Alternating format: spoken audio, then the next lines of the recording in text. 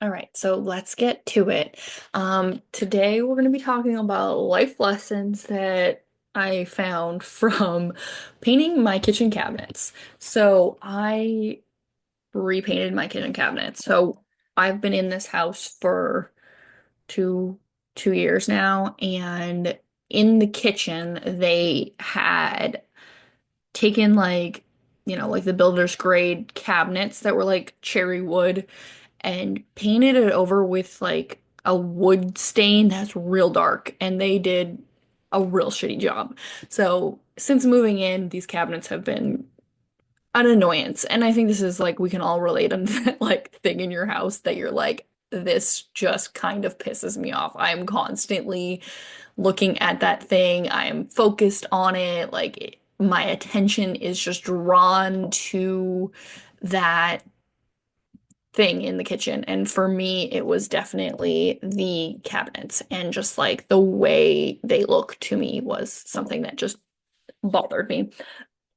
And so, oh, excuse me, I basically was like, this is gonna be a weekend project. I'll just go to Home Depot, I'll get some paint, I'll get some stuff to sand them, looked up some things on Reddit. I'm like, I got this. I can do it. DIY brain there to the extreme of like, this will be easy peasy. We'll just do the thing and move on. Anyway, as you can probably assume, those weekend projects never take just a weekend, and everything went a little different than I had planned, different than I anticipated. And it was like, how much is this like my own health and wellness journey, my own mindset work, and so much like my clients. And so I was like, you know what, this is the reality of life. And we have all these expectations. We have all of these ways that we think that it's gonna go, and it doesn't turn out the way that we expect it. And I kind of was like, you know what? I kind of just want to, I just want to take this, and it's been in my ideas, in my brain for a little bit, and I wanted to take it and like record this for you guys because I thought it was all good. So let's start with I think when you start to realize there's a problem, right? This is the same for us, like for our wellness or our health, or like you're in your nursing, your healthcare job, and you're like, there's those things that annoy you. There's those things that piss you off. There's those things that you like cannot stand, but you don't generally get irritated once and then do something about it, right? If only we did that, right? We get annoyed once and then we're like, let's fix this problem. No, we get annoyed over and over and over again. And this is the thing. It literally took me 2 years of living with these cabinets and justifying it. And then like when the paint started chipping off in the parts of the cabinets that you touch regularly obviously get more wear and tear, and those started chipping off. And then I was trying to clean the cabinets, and more of this paint that they had put on there was chipping off. And that got to the point where it's like, I can't stand this. Something's got to change. I'm gonna rip these cabinets off the walls if like something doesn't happen. And this is the same that's true for, our careers, our nursing, our healthcare jobs and stuff like that. Those little nuisances grow and grow and amplify, and we get more and more annoyed. And then we get to the point where we're like, okay, something's got to change. And here's the thing. We have so much knowledge and capacity. We have so many ideas of what's possible in our heads, or we Google things like I did, or you read a couple Reddit posts and you're like, I am 100% capable of doing my own home renos. Thank you very much. Watched a YouTube video. I am definitely certified. And this is the th same with our health and wellness life. Like we have so much knowledge. Like I know I need to eat healthy. I know I need to exercise. I know, mindfulness in some capacity would be good for me. Like I'll just implement those things and I'll be good. And this is where we get stuck. We're so knowledgeable, and we have so much knowledge, and we have so much information at our fingertips that we get caught up in that, and we try to do everything all at once, and then we fail. Like, so for me, I'm like 100%, this can be a weekend project. I'm gonna get it all done. It's gonna be great. I spent a weekend. And after the weekend, all that was done was the sanding. Because one thing that was very clear is you have to sand your cabinets in order to repaint them. Because if you don't sand it, it's gonna like, if you won't get all, you have to clean them to get all the debris off and the dirt and grease and all that stuff because it's in a kitchen, things get greasy. And then you have to sand them to get like a rough finish, basically, so the new coats of paint can like adhere more strongly. So this is the thing where a lot of us get impatient and we want to skip steps. We're like, oh, like I know that I can go to the gym and I can lift like 100-pound deadlift and I'll be fine. And maybe you can do it once. Maybe you can do it twice, but like you're not gonna be able to move very well the next day and you might pinch a nerve or something or throw out your back or do something because a lot of the times our ambitions are bigger than we actually can really accommodate. And this is the same thing that happens in our personal lives, right? Like we go to the gym and that happens, or with a wellness thing, like mindset thing, you're like, oh, like I hate my job. I'm just gonna tell myself that I don't hate my job. And you're like, oh, well, did that work? Did that work? Because if I go in and be like, today's gonna be a great day, and your brain is like, no, it's fucking not. Like everything sucks. I always get the worst assignment. Like this is gonna be trash. Like it's all trash. Everything's trash. Is that going to actually work? No. And so we start skipping steps. We start, cutting corners. And I could tell that I was doing this with the sanding, where I just was like, maybe if I just only sand a little bit in this one spot, it'll be okay. And I can tell you from when I went to the next step of actually doing the painting, the areas that did not sand as well did not go on as smoothly and required way more coats of paint. And here's the thing, with the way that they had done it, I don't even know if they cleaned the cabinets. They literally just put a coat of paint on top of what was already there. So when I started trying to sand it, I was literally like paint chips flaking everywhere. Like it was making such a mess. But at the same time, their foundation, because they didn't do the work, didn't last, right? Their coats of paint, I don't know if they did the prep work, and I'm assuming they didn't. They just threw on fresh coat of paint over like the cabinet surface, and it was not built to last. And this is the same that's true for us. If we don't figure out who, excuse me, if we don't figure out who we are, what we need, what's actually going to work for us, we're gonna end up with a really shitty foundation. Think about like if you have a house that's built on a foundation that's not strong. How is that house gonna serve you? A house is gonna fall down. It's gonna collapse on somebody. It's gonna, you start putting all the heavy things in it and it's not gonna be able to survive. Or a hurricane or a tornado or a big storm's gonna come and the whole thing's gonna fall down. But if you actually take that foundation and you build a solid, solid foundation, that house can be built to last. The same is true for our mental, physical, emotional healing. We have to build a foundation actually based on who we are, what we want, what works for us.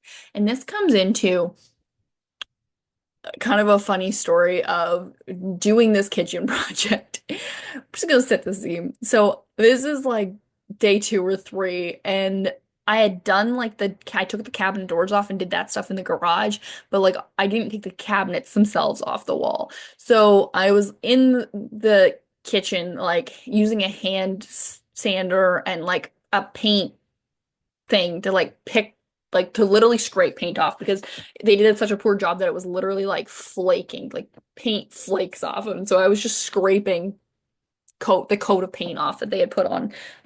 Um, and John walks downstairs and I'm literally sitting on top of the fridge, like full. I'm sitting on the fridge, scraping paint off of this cabinet.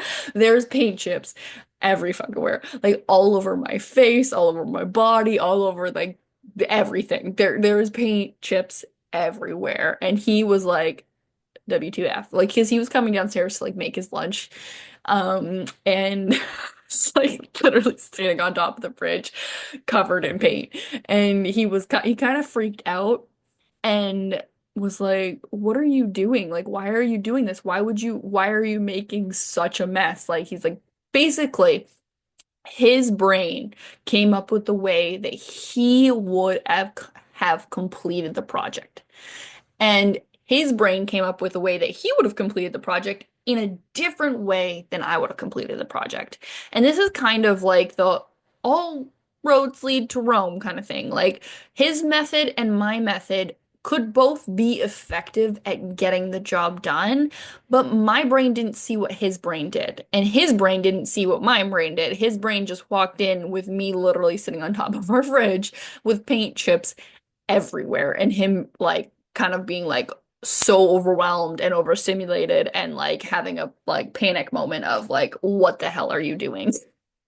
Stop.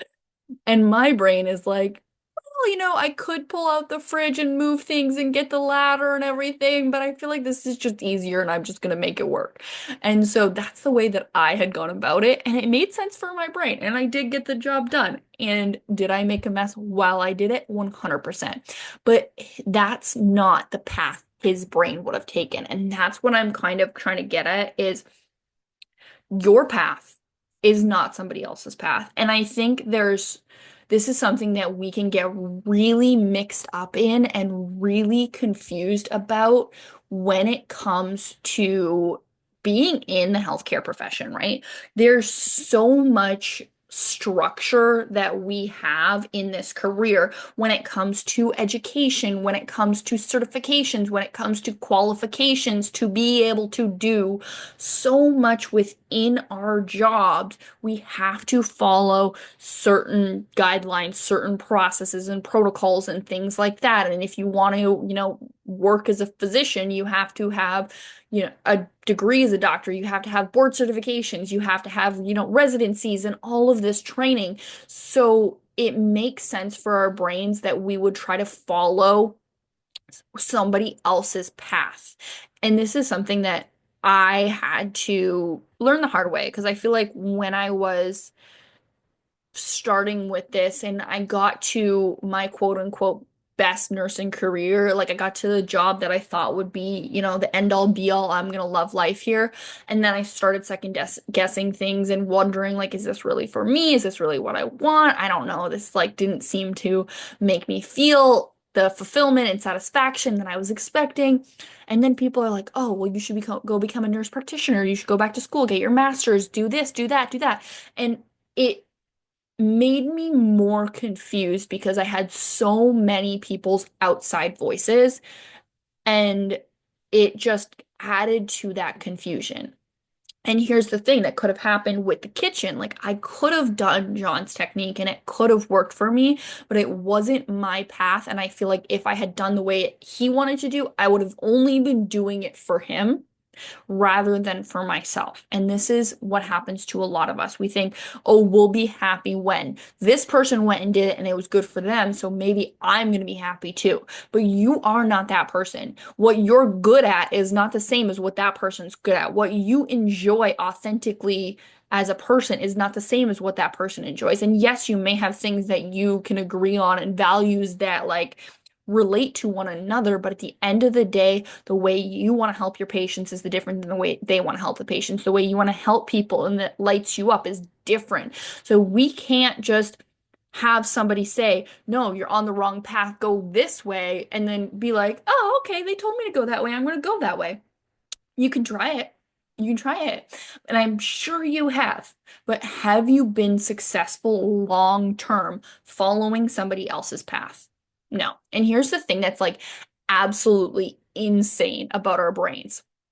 We can't take outside in information. In order to take real changes for the better or the worse for you, it has to come from within. And they've done literal studies on this where they've had people who were in like car accidents or some sort of traumatic thing happened to them, and they looked at how their behavior changed after having that incident. So getting in a car accident, and I can tell you this from personal experience, like being in a car accident after your car accident, like maybe you don't drive for a couple weeks while your car's being repaired or replaced or get a new one anyway. You get back on the road and there's always like that little bit of hesitation, that little bit of nervousness. Maybe there's some PTSD in that. Like you're going to be extra cautious. You're going to be extra hyper aware, all these things. Because you had an outside situation happen to you, your behavior is changing because of that external thing. Because you're like, oh my God, I'm a little more hyper aware. I'm a little more cautious. Like, what are other people on the road doing? Like, are somebody going to hit me again? Like, is it going to be the same? But then what happens? Gradually over time, you go back to your same habits. You go back to driving the same way that you did before because you didn't internally say, there is something wrong with my driving. There's a problem here and I want to shift it. And then actually look at, like, okay, how do I drive? Is this the way that I actually want to drive? Is there a way that would, make me feel better if I drive that way? And actually change it from inside out. No, instead it was an external traumatic thing that changed your behavior, but you're naturally, your brain wants to always go back to its baseline automatic programming. So your baseline's automatic programming for driving is what it is, and you're gonna go back to that baseline. And the longest they found that this lasted, where your behavior changed based on some sort of event that happened to you, was 12 months. The average was like 1 to 3 months. Your behavior goes right back to the way that it was before. So this is the thing with you doing new things. If you're saying there's something wrong with my job, it's got to, like, you know, it's either the job or me. I don't know what it's going to change, but something's got to change. And we say, I'm going to change myself. I'm going to stay in my job because there is things that I like about it, but I'm going to work on myself. That change, the working on yourself, it can't be taking Zoe so and so's off of Instagram's health and wellness routine and applying it to yourself and making no other changes than just saying, I'm going to do her fitness routine and that's going to help my burnout. No, there may be something fantastic about Zoe so and so's fitness routine on Instagram, but we have to understand that your path and her path are not the same because you're not the same person. You don't have the same thoughts, feelings, and life experience that she has. And maybe, you know, because of her thoughts, feelings, life experience, and everything that's happened to her, the fitness side comes easy, and that's why it's easy for her to teach. But maybe with you, your thoughts, feelings, and life experience, it doesn't come so easily, or you have, some sort of chronic illness or pain or discomfort, or maybe it's just your shift work schedule. You work nights and she's a 9 to 5er. We have to take into account that you're a unique person with a unique life pattern, has unique needs, unique thoughts, unique feelings, unique life experience, and that is going to dictate whether or not you succeed or fail at that thing. But just taking that outside circumstance and trying to apply it to your life is not going to work unless you do the inside out work to say, like, this is who I am, this is what I want, and this is how I'm going to implement these things to support myself for who I authentically am in accomplishing that mission. Does that make sense? I hope so. I feel like I kind of went on a whole detour.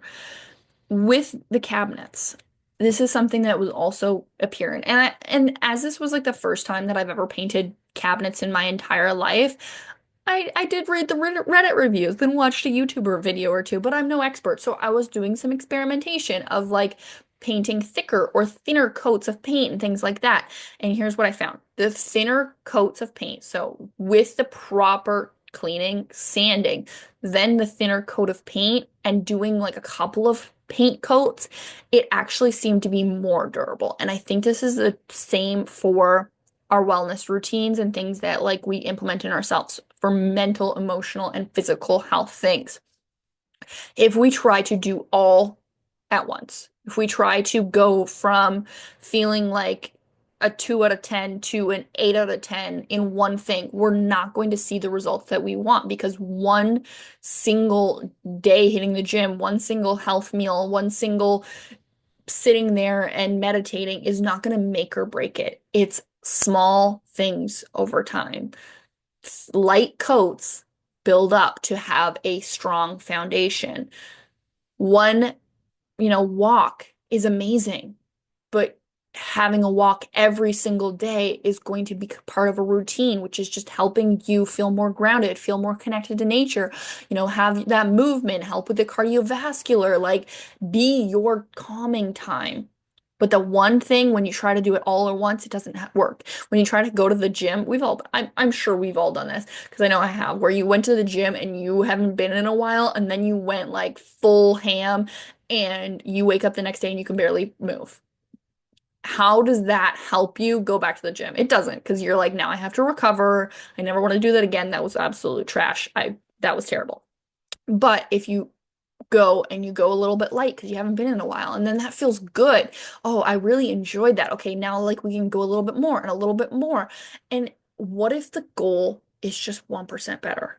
Like if right now you're sitting and you're feeling like I'm at like a 15%. So what if the goal is 16% and 20% and 25 and 30?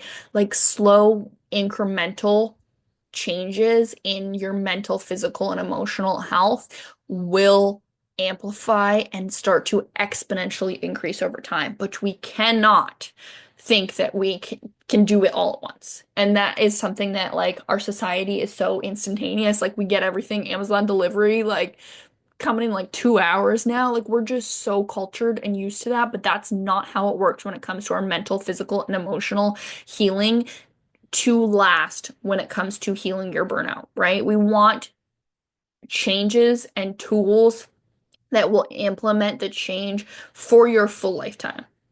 This is not about quick results. Like, what if you could do this work and it actually lasts your entire career?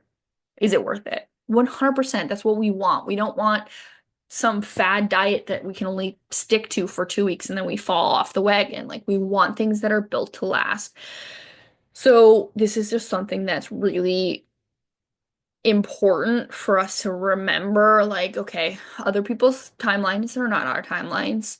We need to figure out what we need to do and follow our specific path. And really taking our time and doing that and building the foundation is going to get us there sooner. And expectations of timelines, I think, are problematic in that. Like, right? Like, it took me like 3 weeks to do those cabinets from start to finish, and I thought it would take a weekend. But now I can look at it and see the big picture of like, yeah, like that looks good. I enjoy it. Is it everything that I expected to be? And when I visualize it, no. And this is the thing too, right? We often set visualizations of like, okay, when I'm super fit, I'm gonna feel like this and be skinny and be that. And when then we get there, it's not the thing that we feel like. We can actually, and here's the trippy thing, like we can actually feel that way now. What do you think you're gonna get when you're there? So this is for your health, fitness, health and fitness, your mental, emotional goals that you have. What do you think that you're going to get when you reach that goal? How do you feel that way now? Because here's what happens. When you get to finishing, like I did, finishing the cabinets, my brain was immediately like, so I could do the bathrooms. Yeah. So I could like move on and like maybe I should redo the carpeting in the upstairs because I really don't like carpeting it. I feel like I could. So see, I didn't take 2 seconds to appreciate the kitchen and literally the hours upon hours of hard work that I had put into doing the kitchen. My brain was immediately on to the next thing. And this is where we get trapped. We get trapped in this cycle of it's never good enough. I'm already moving on to the next thing. So, what do you think you're going to get when you're quote unquote there? And ask yourself, how do you feel that now? What are ways, and I want you to actually find evidence for ways you feel that way right now. What is like, even if it's like 5 seconds, like 5 seconds that you could feel that way, how, like, or you have felt that way in your life, focusing on that because your brain loves evidence. The more evidence that you can find that you're already doing that now, the better you're going to feel, the more that you are actually going to act in the way. Because if you're feeling that it's possible for you, you're going to show up in a way that's different, which is going to open you to opportunities that are actually going to allow you to create the thing that you want. So this is like actually how you create that thing. This is actually how you get there. But most of us are like, we're going to be happy when.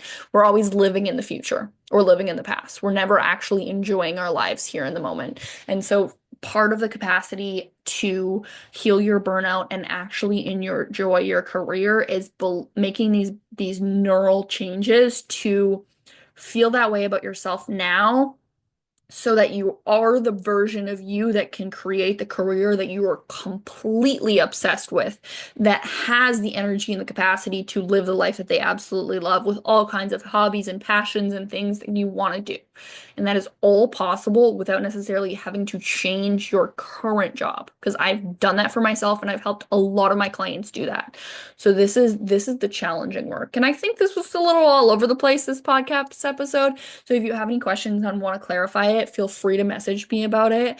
But I thought it was just an interesting perspective on like how me painting my kitchen cabinets like is exactly the same and changes everything for the way that we see ourselves and our capacity to heal our burnout mentally, physically, and emotionally and create healthcare careers that we absolutely love.